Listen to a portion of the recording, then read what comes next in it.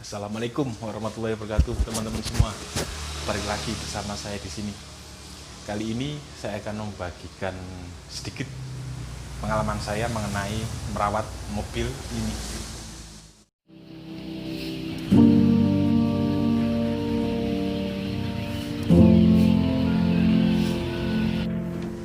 Jadi di luar perawatan rutin itu semua, ganti oli, ganti filter, segala macam itu teman-teman semua ya. Teman-teman sendiri bisa melakukan di rumah seperti saya. Jadi siapa tahu teman-teman semua juga suka ngulik mobilnya sendiri. Bisa dicek-cek sendiri di rumah, dan sedikit akan saya bagikan pengalaman saya merawat mobil ini.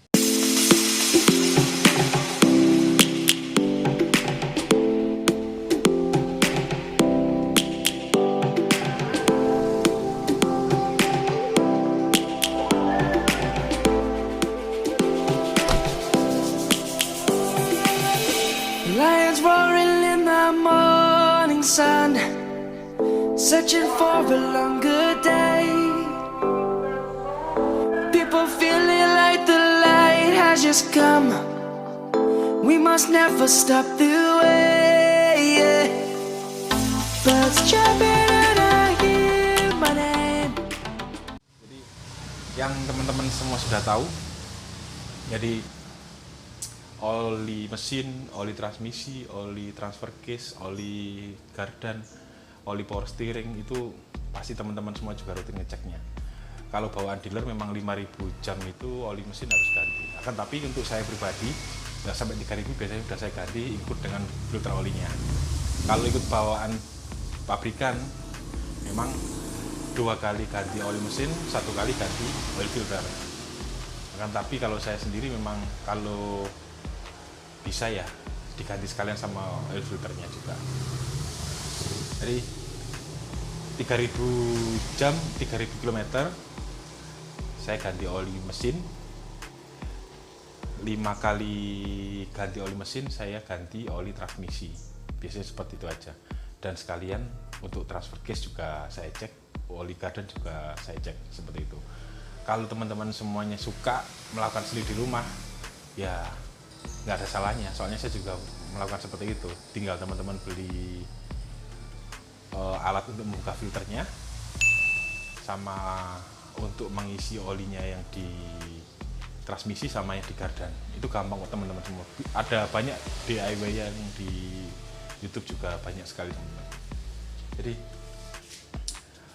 di luar itu semua teman-teman juga bisa ngecek sendiri. Misalkan maklum mobil ini memang tonasenya juga lumayan berat, apalagi kalau full barang bawaan saat berpergian atau mungkin membawa anggota keluarga ya teman-teman semua. Dan pastinya teman-teman semua nggak pengen kalau misalkan nanti pas ada di jalan bareng sama keluarga mau camping atau mau bepergian yang jauh keluar kota, terjadi masalah di jalan atau mungkin terjadi kendala di spare partnya rusak dan lain-lain, kan nggak pengen seperti itu.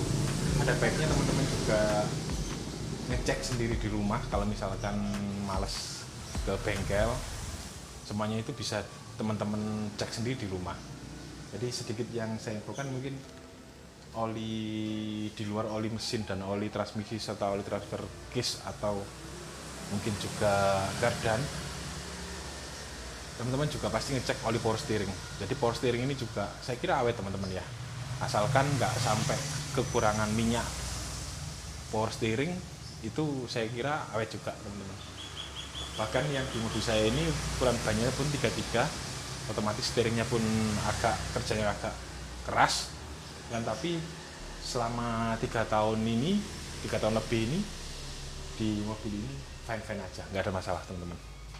Jadi untuk yang bisa saya bagi juga ke teman-teman semua, di samping sistem oli dan lain-lain, yang nggak kalah pentingnya juga sistem penggeraknya. Jadi maklum mobil ini adalah 4x4, jadi dia punya 2 shaft joint. Masing-masing shaft joint itu ada 2 lagi bearing spider, dan karena mobil ini juga berat, bearing laker roda pun wajib teman-teman cek dengan berkala. Nggak ada salahnya teman-teman ngecek daripada nanti rusak tapi nggak ketahuan. Soalnya nggak mungkin teman-teman pas mobil itu di rumah terus teman-teman baru tahu, oh ternyata rusak. Nggak mungkin, pasti pas diajak jalan. Baca. Gejalanya pun kelihatan teman-teman. Jadi untuk bearing roda biasanya gejalanya itu gedek-gedek suaranya itu. Dan pasti untuk roda depan steeringnya itu bermasalah. Jadi dia kayak ngayun gitu teman-teman. Dan fatalnya teman-teman, kalau bearing roda ini segera teman-teman ganti, kemungkinan kerusakan akan menjalar ke as roda. Jadi kalau udah kena as rodanya, atau mungkin jangan sampai patah atau gimana, kocek teman-teman juga pasti terkuras juga di situ. Jadi seperti itu teman-teman. Alangkah baiknya kita mencegah daripada mengobati ya. Ya kata Pak Dokter seperti itu. Jadi kita lanjut teman-teman. Untuk pengecekan bearing roda sendiri gampang teman-teman. Sama kalau teman-teman lihat atau ini maaf ya, bukan saya bermaksud menggurui, cuman bagi tujuan saya cuman siapa tahu dari teman-teman yang masih muda yang ingin merawat mobil ini nggak ada keraguan. Soalnya memang gampang sekali teman-teman. Cara pengecekannya gampang teman-teman. Caranya seperti ini. Jadi teman-teman tinggal dongkrak salah satu sisi ban yang mau dicek. Jika untuk ban depan goyangnya itu kiri kanan, itu kemungkinan besar ada terot atau long terot yang ada kerusakan di situ. Akan tapi jika oblaknya itu atas bawah, itu kemungkinan besar adalah lakernya, bearingnya. Jadi bearing sendiri untuk roda depan ada dua teman-teman ya, sisi luar sama sisi dalam. Dan nggak ada salahnya di spare aja. Soalnya setahu saya kiri dan kanan itu sama teman-teman. Jadi teman-teman saat ada kendala seperti itu di jalan, nggak sampai teman-teman paksa jalan saat bearing itu udah ketahuan rusak. Teman-teman tinggal cari bengkel, spare partnya sudah ada dan gampang itu teman-teman. Insya Allah. Kecuali punya tracker. Kalau ganti sendiri mungkin agak kesulitan. Ya, lanjut untuk roda belakang pun sama. Kan tapi bearingnya seingat saya cuma satu di sisi luarnya aja. Jadi itu pun kiri kanan juga sama. Jadi alangkah baiknya saran dari saya mungkin teman-teman sudah spare bearing untuk bagian roda depan satu dan bagian belakang juga satu. Untuk roda depan bearingnya luar dalam salah satu sisi. Seperti itu teman-teman. Lanjut ke penggerak mungkin di joint shaft. Jadi di situ yang rawan kena itu biasanya untuk spider bearingnya, atau orang biasanya bilang itu mungkin joint cockle atau apa, saya juga kurang tahu. Yang jelas setahu saya memang bearing spider yang bentuknya seperti plus gini. Dan di situ ada 4 bagian bearing bambu, orang bisa bilang itu. Mungkin tekniknya itu bearing roches, semacam bambu di situ. Dan jika perawatannya teman-teman juga jarang ngecek, soalnya di situ tersedia satu nepel, nanti saya kasih footage-nya, ada nepel di situ, udah bisa teman-teman greasing sendiri.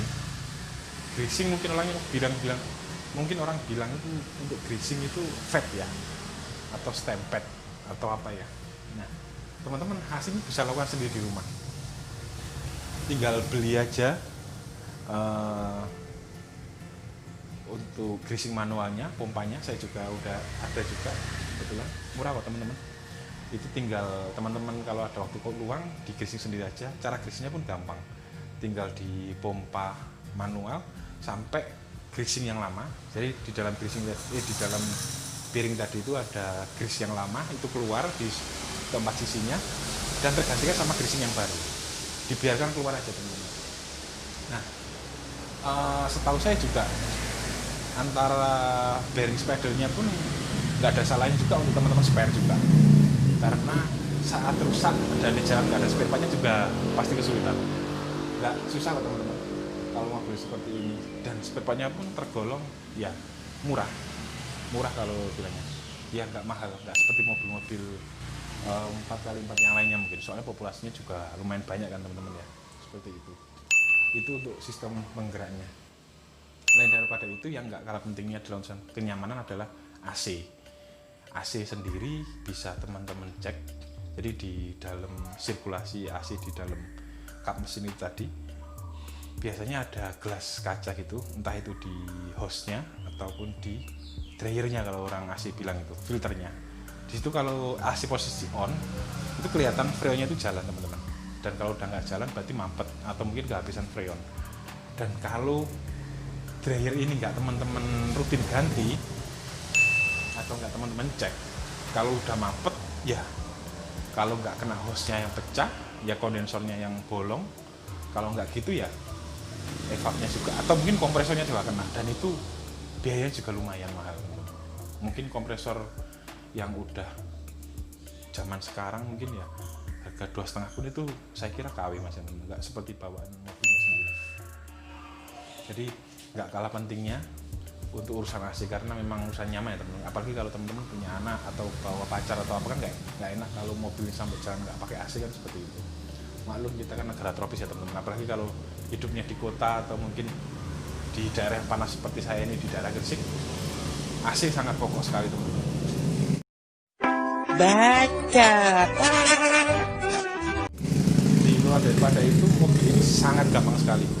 Soalnya memang diesel konvensional, dia nggak ada namanya ECU, nggak ada namanya mungkin injektor yang mahal, nozzle yang mahal, harus pressure dari 0 sampai berapa bar gitu. Saya kira nggak sampai seperti itu, soalnya memang dia konvensional. Dan kalau rusak pun kebanyakan semua bengkel bisa, untuk bengkel mobil ya, atau mungkin diesel.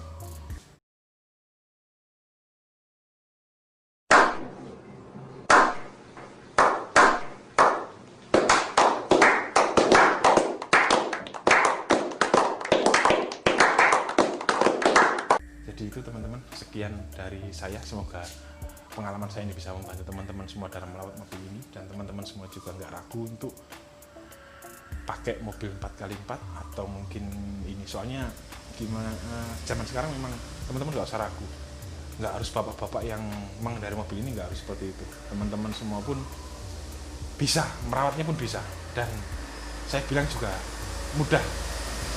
Sekian dari saya, terima kasih telah menonton. Jangan lupa like sama subscribe-nya. Sampai jumpa di pertemuan selanjutnya. Wassalamualaikum warahmatullahi wabarakatuh.